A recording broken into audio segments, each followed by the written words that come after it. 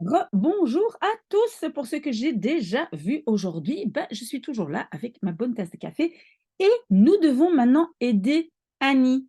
Annie doit parler, écouter, écrire, etc. sur l'organisation d'un événement. Donc, elle m'a demandé de préparer des auditions, lecture, expression écrite, etc. Donc, elle m'a dit d'écrire un événement, la description au passé et donner son avis. OK, et donc, en fait, avant d'arriver à notre événement, je veux dire à Annie que donc comme exercice, ce qu'elle peut faire, c'est que, premier élément, oui, et donc, avant de continuer, je veux dire que le lien vers le document est ici en dessous, dans la section commentaires. Donc, vous pouvez cliquer sur le lien et vous arrivez sur ce dossier. Et donc, j'agrandis un tout petit peu parce que qu'est-ce que j'ai fait d'abord? J'ai d'abord posé la question à ChatGPT. J'ai demandé en néerlandais quelles sont les étapes pour organiser un événement. Wat zijn de stappen om een evenement te organiseren? On peut dire parfois aussi event, mais alors c'est le mot anglais qu'on utilise. Alors on ne dit pas event, mais event, on prononce à l'anglaise, ou on peut dire evenement en néerlandais. OK. Et alors, donc, si tu veux, Annie, parce que je n'oublie pas de dire qu'Annie est en quatrième secondaire, c'est un peu le niveau, on va dire, probablement B1, donc c'est le niveau du CE2D. Et donc, Annie, si tu veux, tu peux essayer de lire comme exercice ce que ChatGPT a écrit. Voilà, donc il y a le but, un budget, date, location, etc. Voilà. Donc, si tu veux comme exercice, tu peux lire ça. C'est tout ce qu'il a écrit, ChatGPT, jusqu'ici. D'accord? Premier exercice. Et donc, si après tu as des questions, tu reviens vers moi et éventuellement, je fais une autre vidéo. Alors, comme deuxième chose, qu'est-ce que j'ai fait? J'ai, comme on dit, googlé un peu et donc j'ai trouvé un site web. Vous pouvez cliquer dessus. Il y a marqué 7 stappen om een evenement te organiseren. Donc, 7 étapes pour organiser un événement. Si tu veux, tu peux cliquer dessus et aussi essayer de lire. Je pense qu'il n'y a pas, il y a pas mal de choses qui correspondent avec ce que ChatGPT a dit, mais bon, bref. Et alors, on n'oublie pas non plus, Annie, qu'il y a netbox.be. Et donc là, on trouve pas mal d'articles et d'auditions. Je n'ai pas vraiment cherché, mais là, donc, Netbox, c'est vraiment très, très bien parce qu'on peut choisir le niveau de difficulté. Une étoile facile, 2 étoiles un peu plus difficile, 3 étoiles très difficile. Donc, peut-être il faut aussi chercher un peu sur ce site. Mais qu'est-ce que nous allons alors faire aujourd'hui, Annie? C'est donc, je vais donc décrire un événement. Donc, c'est une expression écrite. Peut-être je dois le mettre entre parenthèses. Donc, une EE. Et EE, ça veut dire quoi? C'est donc une expression écrite, c'est-à-dire écrire un texte où nous allons décrire un événement au passé et donner notre avis. OK, alors moi, je me suis inspirée d'une abonnée qui, la semaine passée, m'a expliqué un peu l'événement où elle a été. Et donc, c'est de ça que je vais parler. Si maintenant Annie a besoin d'un autre événement, il n'y a pas de souci. Alors, comment est-ce qu'on va traduire donc événement ou spectacle, parce que donc elle dit spectacle événement. Attention, quand c'est quelque chose qui est vraiment spectaculaire, et c'est ce qui va être le cas, je pense, dans notre expression écrite, on peut dire spectacle, mais spectacle a toujours quelque chose d'un peu spectaculaire. On peut dire spectacle, on peut dire show, on utilise donc aussi le mot anglais, a show, quelque chose qu'on montre. Si maintenant, non, voorstelling. Voorstelling est un peu une représentation et je dirais que voorstelling est peut-être le plus neutre. Donc, on pourrait utiliser dans notre expression écrite le mot voorstelling. Si on traduit spectacle par optreden, c'est plutôt une performance d'une personne ou un groupe. Donc, par exemple, optreden, un musicien ou un one-man show, quelqu'un qui est un comédien, etc. Ça, on va plutôt appeler optreden. Et quand c'est un événement sportif, alors on va plutôt dire un sport événement. Donc, qu'est-ce que je veux dire par cela, Annie? Il faut bien traduire le mot spectacle adapté à ce que tu veux décrire. OK, donc ici, c'est vraiment un spectacle son et lumière, et donc nous allons traduire ensemble les phrases que j'ai écrites en français. OK, et donc c'est ma chère Béatrice, qui est une abonnée que je n'ai encore jamais rencontrée dans la vie, mais déjà en visio plusieurs fois, qui est merveilleuse et qui m'a inspirée. OK, donc le week-end passé, je vais agrandir un tout petit peu. Le week-end passé, je suis allée au château de Rixensart. Donc, on peut dire vorige week, hein, c'est la semaine passée. Et comme je n'ai pas commencé par le sujet, je dois faire une inversion. Donc, c'est suis-je et pas je suis. Ben ik. Deuxième verbe, j'attends et je le mets à la fin. Au château de Rixensart, naar het kasteel van Rixensart. Allez, c'est gegaan. Donc, mon passé composé, parce qu'Annie doit l'écrire au passé, ik ben gegaan, inversion, parce qu'il y a quelque chose devant dans la phrase qui n'est pas le sujet. OK, s'il y a des questions, ben, tu reviens vers moi, Annie, ou même d'autres personnes. OK? Rixensart n'est pas trop loin de chez moi. Donc, moi, j'ai vu les affiches aussi. Il y avait un spectacle son et lumière dans le château. Il y avait, donc il y a, c'est is, il y avait, was. Et pourquoi pas waren? Parce que spectacle est singulier, donc quand il y a un singulier qui suit, c'est was. Quand c'est un pluriel, c'est waren.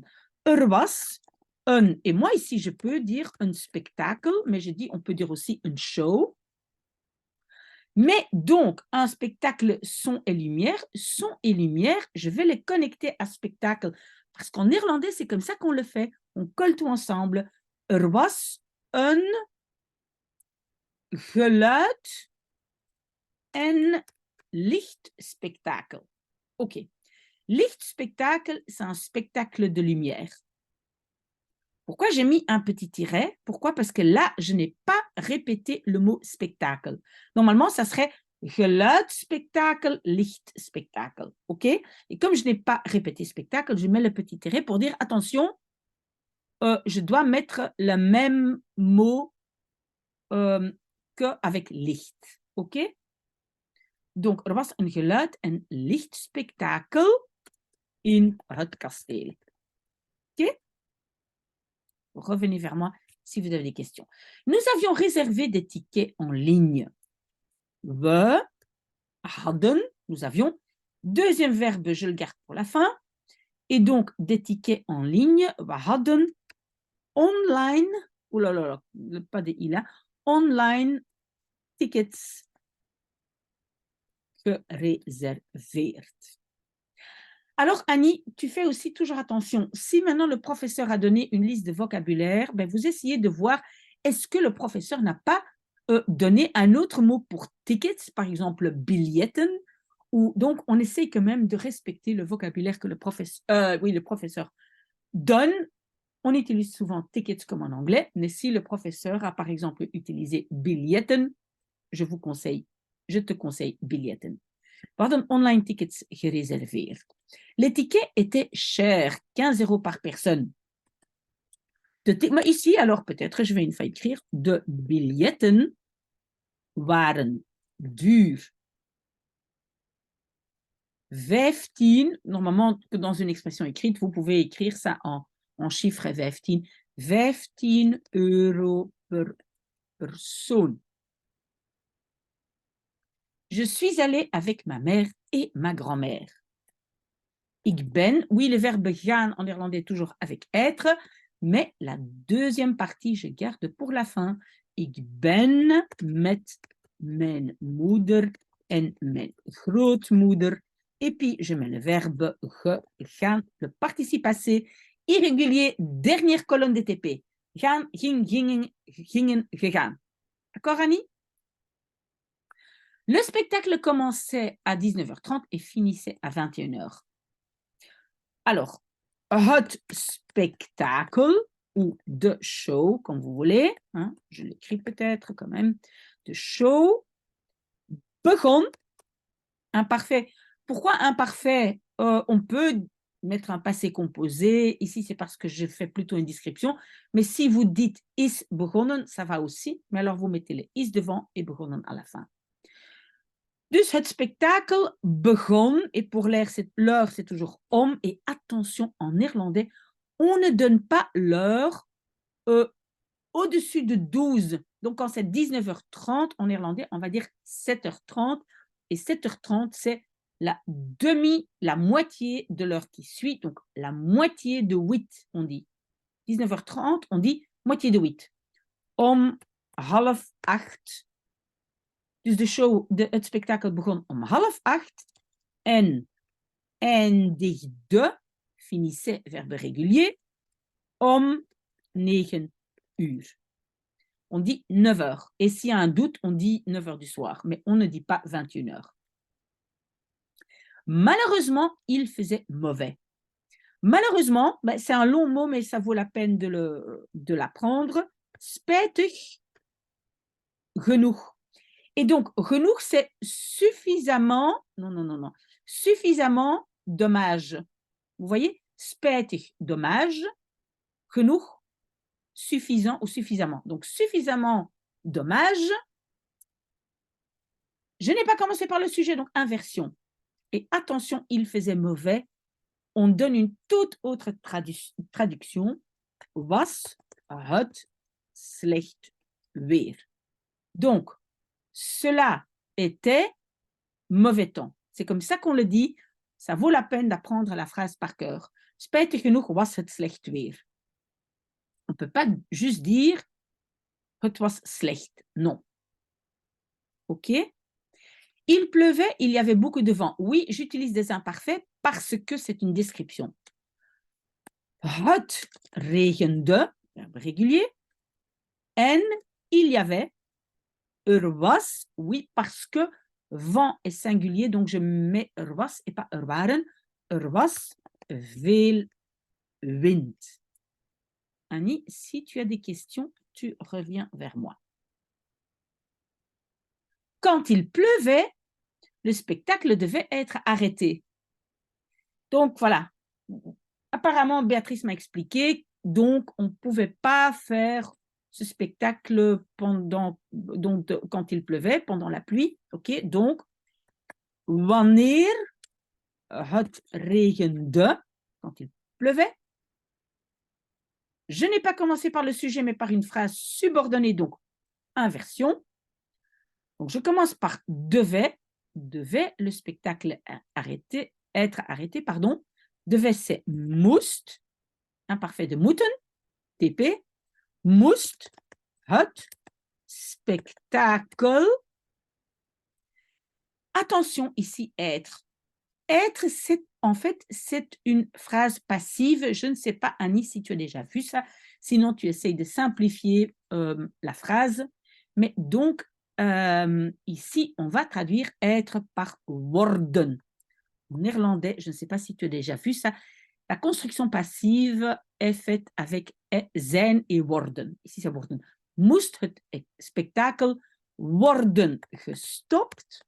On peut aussi dire gestopt worden. Les deux sont bons.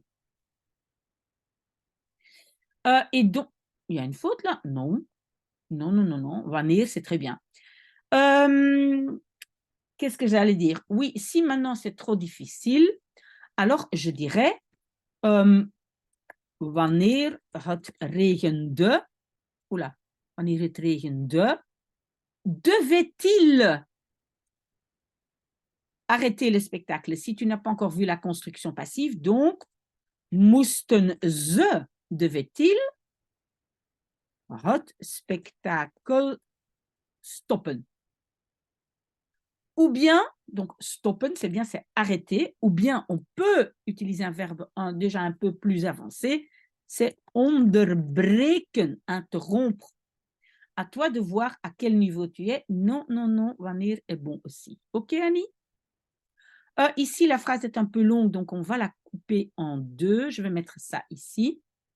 Voilà, donc, comme il pleuvait lorsque nous sommes arrivés, comme c'est aangezien, c'est un peu comme vu que, aangezien het regende. Donc, à chaque fois, je clôture chaque morceau avec lorsque je commence un nouveau morceau, donc aangezien het regende, nouveau morceau, lorsque nous sommes arrivés, toen we aangekomen zijn. Attention, komen est toujours conjugué avec être comme en français, hein, venir aussi. Et donc, je peux aussi dire zijn aangekomen. Hein. Donc ici, on peut les inverser, mais souvent le verbe conjugué est à la fin. Les deux sont bons. Nous avons dû attendre une demi-heure. OK. Mais ça ici, c'est la suite de la phrase précédente. Donc, j'ai commencé ma phrase par une subordonnée. Donc, ici, je vais devoir faire une inversion. Avons-nous dû attendre une demi-heure? Donc, hebben we. Oui, et je ne mets pas majuscule parce que c'est la suite de la phrase précédente. Hebben we. Les autres verbes attendent jusqu'à la fin. Een half uur.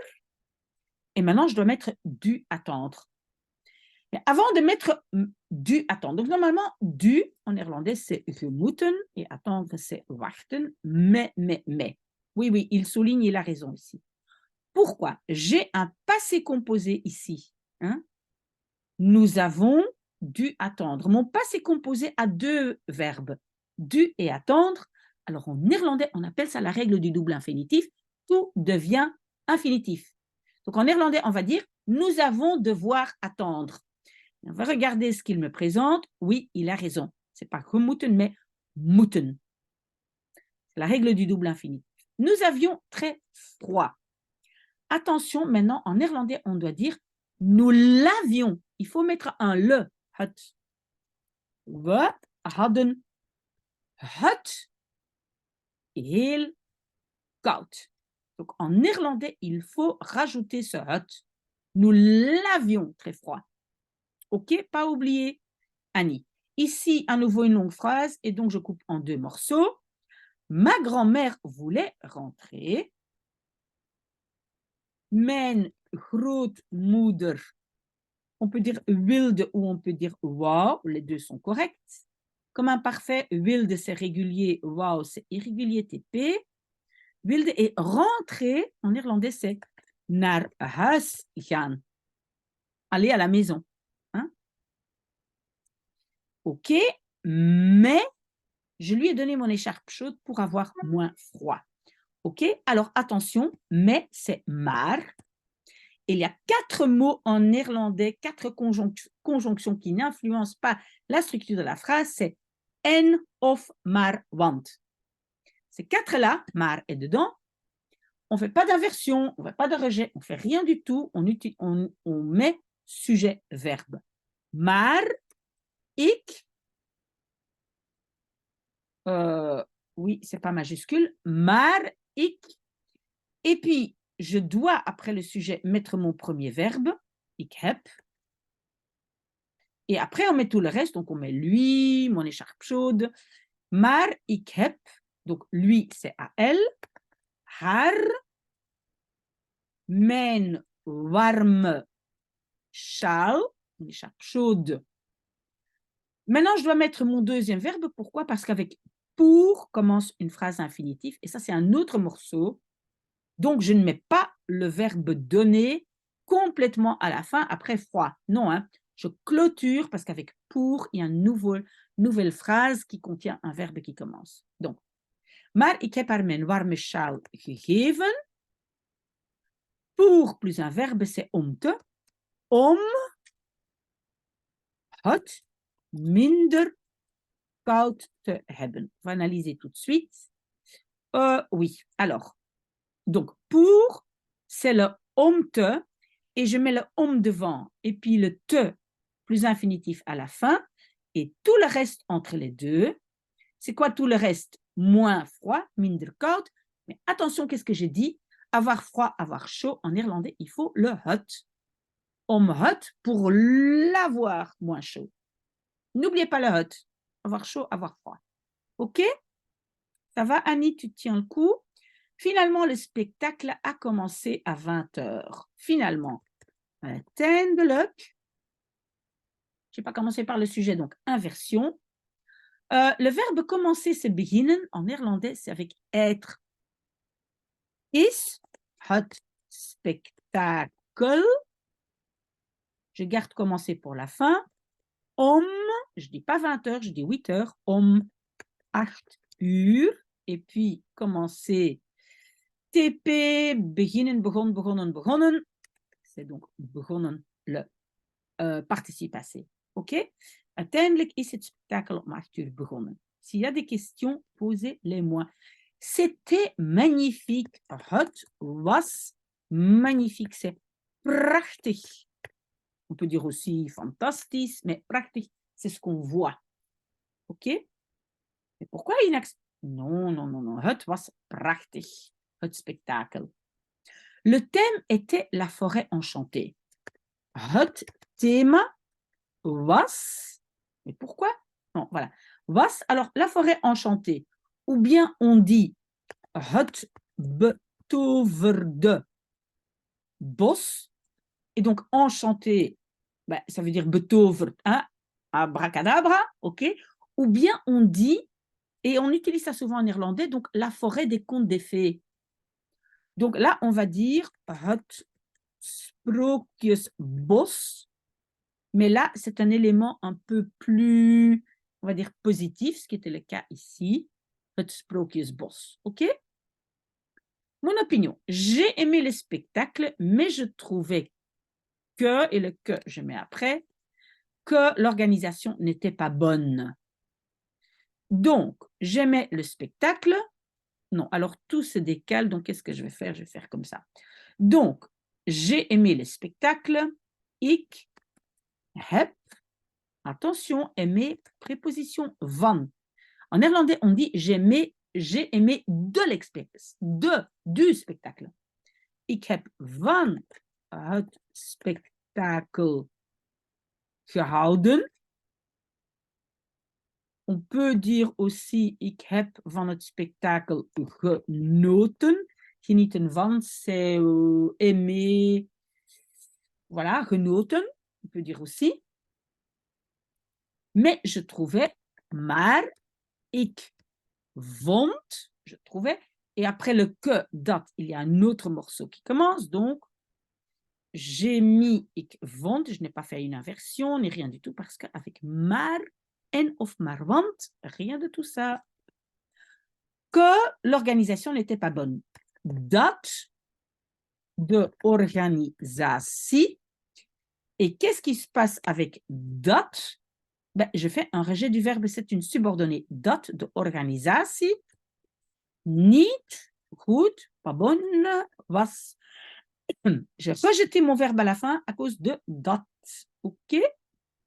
Nous avons attendu trop longtemps sous la pluie et dans le froid.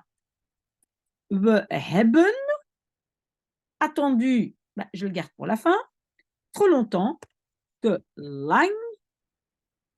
Ben, en néerlandais, on ne dit pas sous la pluie, on dit dans la pluie et dans le froid. Comme on a deux fois la même préposition, on peut dire dans la pluie et le froid. In de regen en de kou. Hein, vous avez vu, on a juste in une fois. On peut dire in de regen en in de kou. On peut, mais voilà, esthétiquement parlé, c'est moins bon. Et puis, attendu, gewacht. OK, deuxième verbe à la fin. Un verbe devant, un derrière. OK? Je ne comprends pas, c'est un morceau, pourquoi nous ne pouvions pas attendre, et peut-être alors un troisième morceau, parce que sinon c'est très long. Donc voilà. Je ne comprends pas. Ik begrijp niet. Hein? Sujet, verbe, le reste. Ici, pourquoi on introduit une phrase subordonnée? Donc, je vais devoir faire un rejet de pouvions entrer. D'accord? Donc, je ne comprends pas. Ik begrijp niet. Waarom we, non, il met une majuscule, mais pour nous, c'est la même phrase. Waarom we. En fait, ici, ce n'est pas une question, hein. On ne pose pas la question pourquoi. Ici, on appelle ça un pronom relatif. Ça introduit un nouveau morceau, ce n'est pas une question. Donc, je ne comprends pas pourquoi nous ne pouvions pas entrer. Waarom we, on garde les verbes pour la fin, we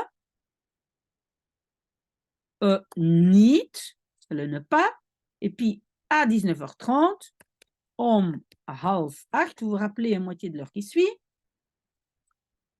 pouvions entrer. Donc, pouvions, permission, entrer, binnengaan. Ik begrijp niet waarom we niet om 7:30 mochten binnengaan.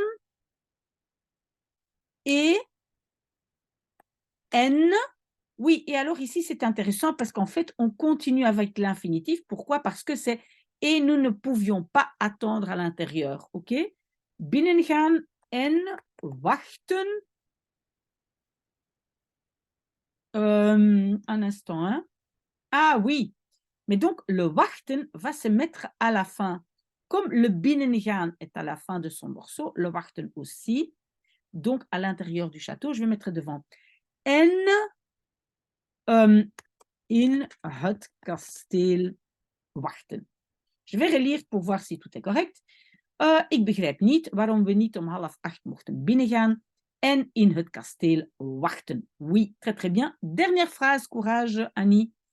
Donc, j'ai écrit un mail aux organisateurs pour dire que le spectacle était magnifique, mais qu'il pouvait améliorer l'organisation. Ok, donc, j'ai écrit un mail aux organisateurs.